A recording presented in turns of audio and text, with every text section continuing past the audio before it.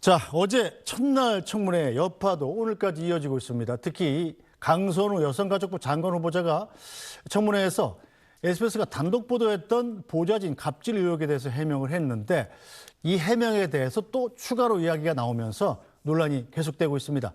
안상우 기자의 리포트부터 보고 가겠습니다.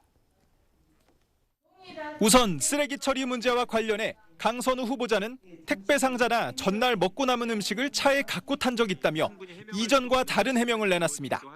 후보자가 들고 가서 버릴 수는 있는데 그것도 그냥 차에다 놓고 가다 보니까 보좌진이 버린 경우가 있겠네요. 있는 모양이네요. 네, 그렇습니다. 집 쓰레기를 버리라고 직접 지시한 건 아니란 얘긴데 이는 사실과 다릅니다. SBS가 확보한 강 후보자와 보좌진이 나눈 텔레그램 대화 내용입니다. 강 후보자가 자신의 집으로 보좌진을 부르면서 현관 앞에 박스를 내놨으니 지역구 사무실 건물로 가져가 버리라고 쓰여 있습니다. 자기 집 쓰레기를 걸어서 10분 거리에 지역구 사무실로 가져가 버리라고 직접 지시한 겁니다. 이번엔 또 다른 강 후보자의 보좌진이 다른 의원실 보좌진과 주고받은 SNS 대화입니다. 강 후보자가 치우라고 지시한 쓰레기 더미 사진을 보내면서 퇴사하고 싶다고 하자 다른 의원실 보좌진이 설마 또 강이냐고 묻습니다. 그러자 이 보좌진이 당연히 강이죠라고 답합니다. 또 오늘 청문회에서 갑질 피해를 제기한 보좌진들을 강 후보자가 법적 조치하겠다고 했는데 사실인지 묻자 강 후보자는 이렇게 답합니다. 다시 한번 묻겠습니다. 우리 2명의 보좌진에 대해서 법적 조치를 하실 겁니까? 한 적 없습니다, 의원님. 하겠다고 예고를 하셨거든요. 안 하셨습니까? 하겠다고 예고한 적도 없습니다. 없어요. 하지만 강 후보자는 지난 9일 SBS에 보낸 공식 답변서에서 퇴직한 보좌진이 허위 사실을 유포하고 있다며 법적 조치를 진행 중이라고 밝혔습니다. 강 후보자는 오늘 청문회에서 SBS 보도가 제3자의 전원에 기초한 과장된 보도라고 주장했지만 SBS는 강 후보자와 보좌진이 수개월간 주고받은 대화 내용과 사진 자료 등을 확보했습니다. 2차 가해를 우려해 다 공개하지 않았지만 이 안에는 강 후보자가 보좌진에게 또 다른 갑질을 했다는 의혹을 입증할 내용이 다수 포함되어 있습니다. SBS 안상우입니다.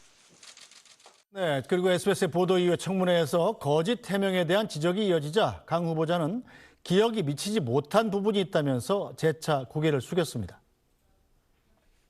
제가 지금 과거에 보좌진과 나눴던 메시지 전체를 가지고 있지 않은 상황이어서 제 기억에 기초해서 최대한 그 기억을 살려서 최대한 성실하게 설명을 드렸습니다. 제 기억이 미치지 못해서 미처 설명을 드리지 못한 점이 있다면 그 또한 제가 사과드려야 할 부분이라고 생각을 합니다. 다시 한번 저로 인해 상처받았을 보좌진과 불편하셨을 국민 여러분께 사과를 드리는 바입니다. 네, 자 김영남 전 의원님, 일단 강선우 후보자 먹으려던 음식물을 못 먹고 차에 두고 내렸다. 전날 밤에 시킨 만두치킨을 아침에 먹으려고 했다가 두고 내렸는데 그걸 음식물 쓰레기 처리를 시킨 거로 오해가 된 거다. 이렇게 해명을 했는데 좀 이해가 될까요, 국민들이? 글쎄, 강선우 후보자의 해명이 나온 이후에 또 SBS 단독 보도로 그 해명이 사실과 다른 게 조금씩 드러나고 있어서 더 후보자 본인뿐만 아니라 인사권자께서도 조금 더 곤혹스러운 처지가 될 수 있습니다만 사실은 보면 어제 인사청문회를 이렇게 지켜보면 야당의 화력이 정말 너무 약하다라는 생각을 지울 수가 없어요. 사실은 이 언론 보도를 좀 보고 인사청문회에 나왔던데 그 이상을 한 발짝도 나가질 못했습니다. 사실은. 네. 인사청문회 때는 그냥 언론에서 언급됐던 거를 그 청문회장에서 다시 한번 발언하는 정도의 야당 의원들의 공세가 있었습니다만 이른바 유효타는 보이지 않았는데요. 그 인사청문회 이후에 언론 보도가 다시 잇따르면서 조금 청문회는 종료됐습니다만 불씨가 꺼지지 않은 상황이 계속되고 있는 것 같은데 이른바 현역 불패라는 얘기가 있잖아요. 현역 국회의원 중에 장관 후보로 지명됐던 사람은 여태까지 중도 낙마하는 사람 없이 다 임명이 돼 왔습니다. 근데 지금 국회 의석 구조나 여러 가지 면에서 압도적인 여당이 지금 집권해서 첫 인사에서 과연 그 불문율이 깨질 것이냐 네. 좀 더 지켜봐야겠는데 강선우 후보자도 자꾸 그 기억을 좀 정확하게 해서 한 번에 해명을 할 때 보다 정확하게 해명을 할 필요가 있지 않나 싶습니다. 네, 박용천 단장께서는 어떻게 예상하세요? 불문율이라고 말씀하셨습니다만 불문율이라는 건 말 그대로 법은 아니란 얘기입니다. 현역 불패가요? 현역 불패라는 말은 뭐 이제 국회 안에서나 통용되는 네. 그러한 이제 개념이고 그 국민적 정서에서는 도저히 있을 수 없는 그런 컨셉이죠. 제가 볼 때 뭐 지금 김용남 의원님께서 국민의힘 화력을 말씀하셨는데 제가 드리고 싶은 말씀은 이재명 정부, 특히 이재명 대통령이 이 사안을 간단하게 생각해서는 아니 된다라는 말씀을 꼭 드리고 싶습니다. 굉장히 지금 많은 국민들이 이 사안을 이재명 대통령이나 이재명 정부가 어떻게 해결하는지 지금 굉장히 유의 깊게 지켜보고 있다. 그 말씀을 꼭 드리고 싶고요. 지금 거짓말이 한두 가지가 아닙니다. 갑질 의혹에 이어서 거짓말 의혹까지 지금 제기되고 있는 상황. 예를 들어서 병기 수리 지시와 관련해서도 맨 처음에 강선우 후보자 뭐라고 했습니까? 병기 수리 부탁 안 했다라고 언급하지 않았습니까? 그런데 당시 대화 녹취록이 나왔어요. 그 녹취록에 따르면 보좌진이 병기 수리 끝났습니다. 마쳤습니다라는 그런 발언까지 나오지 않습니까? 그랬더니 어제 인사청문회에서 지역 보좌진에게 부탁해서 조언을 구했던 사안이었다. 아니 그게 병기 수리해달라고 하는 그런 요청, 그런 지시가 조언으로 둔갑할 수가 있는 겁니까? 이건 마치 사람 때려놓고 어루만졌다 하는 그러한 지금 핑계나 다름이 없다. 따라서 다른 후보자들도 큰 문제지만 강선우 후보자는 지금 혹을 때려다가 오히려 인사청문회에서 혹을 붙인 격이 돼버렸다. 이재명 정권에서 이 사안을 결코 가벼이 봐서는 아니 될 것이다. 다시 한번 거듭 강조해드립니다. 네, 저 강선우 후보자의 의혹을 두고 공방이 과열되면서 여야 간의 신경전이 벌어지기도 했습니다. 영상으로 잠깐 보시죠. 벌써 후보자를 비방하는 이런 현수막을 붙여놓고 어떻게 저희가 인사청문회를 진행할 수... 강선우 후보자 본인이 피켓 이렇게 붙여놓고 장관 청문회를 한 당사자입니다. 피켓 그러면 더 센 거 보여줘요? 아, 보여주세요. 피켓 껴요 빨리. 저희도 붙일까요? 붙이세요. 붙이세요. 저희 아이는 저의 시작이자 전부이자 마지막입니다.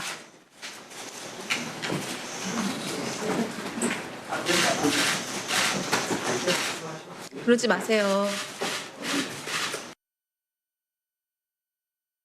지금 후보자님께서 저 고운 얼굴로, 저 고운 목소리로 지금 거짓말을 하고 계십니다. 지금 의사진행 발언하고 있습니다. 지금 죄송합니다. 네, 자 최선호 논술은 일단 이 김영남 전 의원께서도 지적을 하셨습니다만 이 야당 의원들이 감정적으로는 상당히 좀 격앙돼 있습니다만 네. 쉽게 얘기해서 이 결정적인 한방, 추가적인 제보나 증거 제시 이런 것들은 없었어요. 그러니까 의혹은 앞서 나가는데 실력이 네. 못 따라가는 그런 느낌의 야당의 어떤 공세였다라고 뭐 평가할 수 있을 것 같은데요. 그러니까 이제 방금 화면에서도 나왔습니다만은 감정선은 굉장히 많이 좀 넘나드는 그런 지적들이 있었습니다. 그러니까 뭐 이 강선우 후보자의 이제 애가 발달 장애를 지금 앓고 있어서 그 부분이 이제 청문회 과정에서 이야기가 나오면서 조금 이제 뭐랄까 예봉을 좀 꺾으려는 그런 거 아니냐라는 그 비판을 할 수 있는데 뭐 감정 잡는다라든지 이런 부분들은 조금 글쎄요 굳이 뭐 그렇게까지 말할 필요가 있나 하는 그런 느낌은 있습니다. 근데 어쨌든 지금 그 야당의 아까 조금 전에도 나왔습니다만은 야당의 지적이나 폭로가 뭔가 결정적인 한방이 나오면서 언론이 따라가는 게 아니라 어제 저 청문회가 12시까지 됐는데요. 그 8시 뉴스에서 이제 저희가 새로운 추가 의혹을 제기하니까 그걸 받아서 다시 청문회를 했거든요. 그러니까 뭐랄까요. 그러니까 야당이 공격을 하면서 전체적인 언론의 관심들을 끌고 나간다기보다는 언론이 지적했던 걸 그냥 야당이 따라가는 형태의 공격이었다. 이제 그러다 보니까 민주당에서 지금 이 강선우 후보자에 대해서 뭐 잘했다거나 뭐 전혀 문제 없다거나 이런 말은 안 나옵니다. 네. 근데 그렇다고 이걸 가지고 낙마할 정도는 아니지 않느냐. 일단 버티자 이런 기류가 더 세다. 뭐 이런 얘기들이 나오거든요. 그래서 결국에는 아마 주 후반에 나오는 여론조사라든지 이런 여론의 흐름들 네. 그리고 내일 있을 이진숙 후보자의 청문회를 거치면서 뭔가 뭐 이진숙은 주고 뭐 강선우는 살린다라든지 이런 형태의 정무적인 판단을 하려고 하는 게 아닌가 뭐 이런 분석들이 나오고 있습니다. 제가 그 문제와 관련해서 간단히 말씀을 좀 올리자면 물론 저희 국민의힘도 좀 반성해야 될 대목이 없지 않아 있습니다. 그러나 한번 보십시오. 이번 인사청문회 때 김민석 총리 후보자 인사청문회 때도 그렇고 어제도 그렇고 증인 몇 명 나왔습니까? 딱 한 명 나왔습니다. 어제도 강선우 후보자 인사청문회에서 무슨 세라퓨틱스, 엑셀 세라퓨틱스 대표가 한 명 나왔죠. 그리고 나머지 청문회에서는 단 한 명도 나오지 않았습니다. 증인도 안 나와, 참고인도 없어, 자료는 아예 뭐 그냥 완전히 뭉개버리지 않습니까? 이런 상황에서 인사청문회가 과연 순조롭게 진행될 수 있을 것인가? 저희도 무슨 자료가 있어야 그 자료를 바탕으로 뭔가 좀 얘기를 엮어가고 의혹을 갖다 규명할 수 있지 않겠습니까? 네. 이렇게 인사청문회에 무성의한 무도한 그러한 반응을 보인다면 인사청문회가 왜 필요한가? 김민석 청문회 때 보지 않았습니까? 결국 배추 투자해서 월 450만 원씩 몇 년간 소득을 올렸다고 하는데 그 증거 자료 내놓으라고 해도 내놓지 않지 않습니까? 이런 식으로 인사청문회 자체를 무력화하는 기도는 결코 국민들로부터 용납받을 수 없을 것이다. 저는 그렇게 다시 한번 말씀드리고 싶습니다. 김영남 전 의원.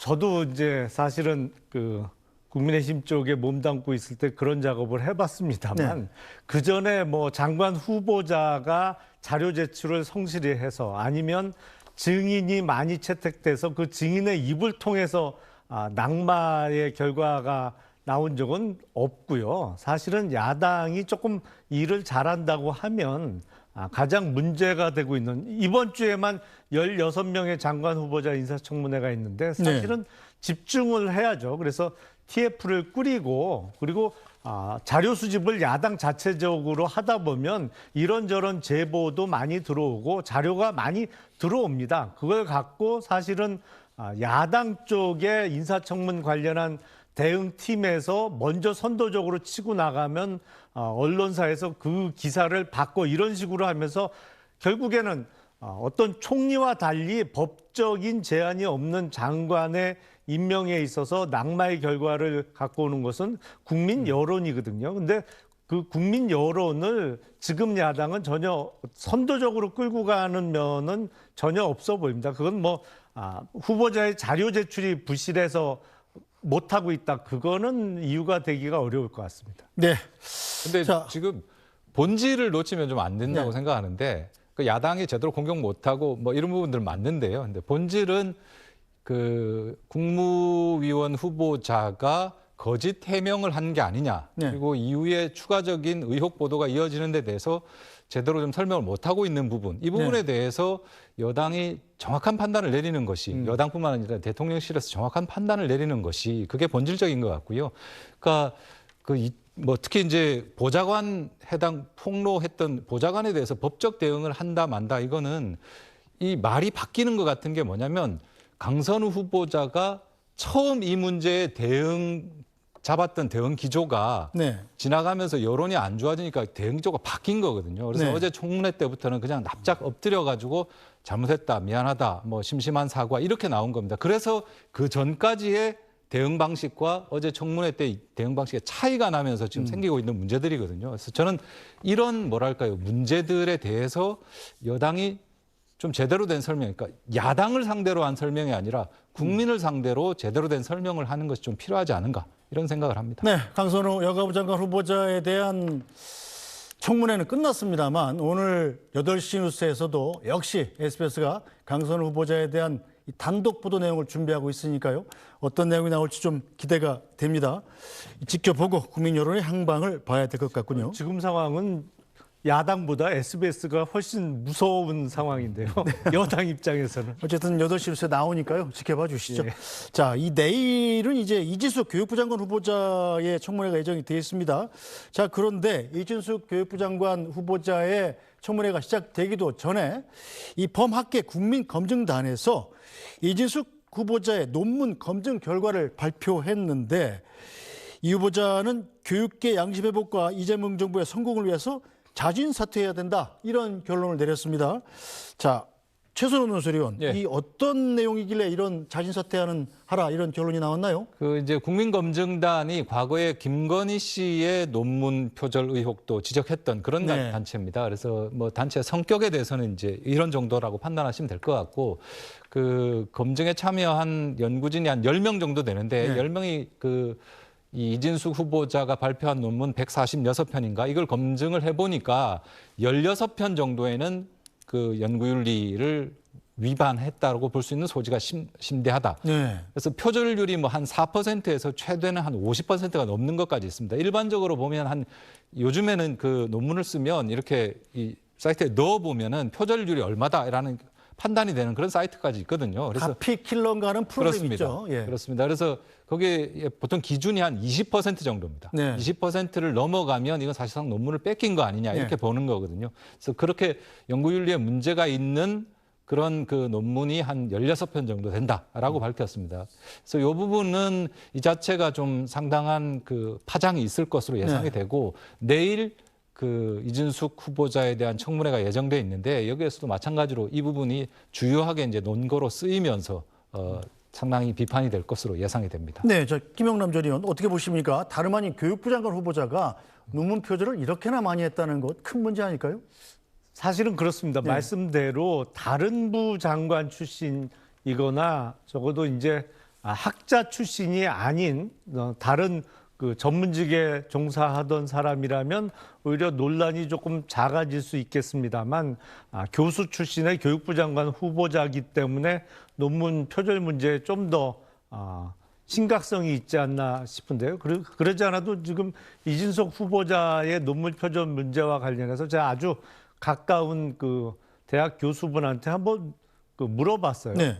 뭐 어떻게 보냐 이 정도라는데 그랬더니 솔직히 말씀드리면 제 아주 가까운 분도 이거는 교육부 장관은 아니지 않나? 뭐 이런 식의 답변을 하는 걸 보고 조금 더 문제를 심각하게 보는 게 맞겠구나 이런 생각을 했는데 내일 그 열리는 인사청문회에서 본인의 해명도 들어봐야 되겠고 사실은 우리가 좀 그 논문을 작성했던 시기를 볼 필요가 있어 보입니다. 사실은 우리나라 교수분들도 그 전에는 논문 표절에 대한 어떤 문제의식이 좀 약했던 것이 틀림없는 사실입니다. 최근에 들었으면서 점점 표절 문제에 대해서 심각성을 널리 인식하고 있고 학계에서도 이 문제에 대해서 본격적으로 문제 제기를 하기 시작했기 때문에 지금 문제가 되고 있는 논문의 작성 시기를 좀 보고 내일 청문회를 지켜봐야 되지 않을까 싶습니다. 네, 박영선 단장은 어떻게 보십니까? 정규재 전 한국경제신문이 이재명 대통령하고 같이 식사를 했었잖아요. 예. 그때 이진숙 후보자 얘기를 하니까 예. 그분은 내가 추천한 분은 아닌 것 같은데 라는 식의 얘기를 이재명 대통령이 했다고 그래요. 자, 그렇다면 최초의 낙마자가 될 가능성도 좀 있는 것 아닐까요? 그렇죠. 당시 정규재 주필이 전하신 말씀을 보면 사실 내가 알아서 추천한 건 아니고 추천을 받았다. 그리고 좀 문제가 있는 것 같은데 딱하다라는 표현을 썼어요. 자, 그런 걸로 미루어 봐서 이재명 대통령이 이진숙 후보자를 견고하게 지킬 의지와 생각은 별로 없어 보인다. 그렇게 볼 수가 있겠고요. 다만 이제 이 부분은 이제 전언이기 때문에 참고로 할 수 있는 부분이고요. 네. 제가 좀 다시 한번 강조하고 싶은 부분은 보통 이제 전임 정권에서도 이제 많은 교육부 장관들이 논문 표절 문제 때문에 낙마하지 않았습니까? 네. 그런데 그때 보면 논문 한두 편이었습니다. 근데 이번에 이게 논문이 몇 편입니까? 무려 16편이나 지금 되지 않습니까? 이렇게 되면 더 이상 얘기할 필요가 사실 없는 겁니다. 거기다가 해명하는 과정에 있어서도 논문 중복 게재와 관련해서 두 논문이 실험 설계는 동일하다. 다만 뭐 불쾌 글레어와 그다음에 피로감은 다른 개념이다. 따라서 실험 설계는 같지만 컨셉이 다르고 결과가 다르기 때문에 이건 논문 중복 게재가 아니다. 이걸 누가 승복할 수가 있겠습니까? 결국 해명하려다가 오히려 매를 더 벌어버리는. 그래서 지금 만약에 이재명 정부에서 이진숙 후보자를 지킨다? 그렇게 될 경우에는 이게 이재명 대통령에게 타격이 가고 이재명 정권의 국정 운영에 동력을 상실시킨다. 그러한 점에서 이진숙 후보자는 길게 얘기할 필요 없이 이제 하루빨리 결론을 내야 한다. 그렇게 생각합니다. 알겠습니다.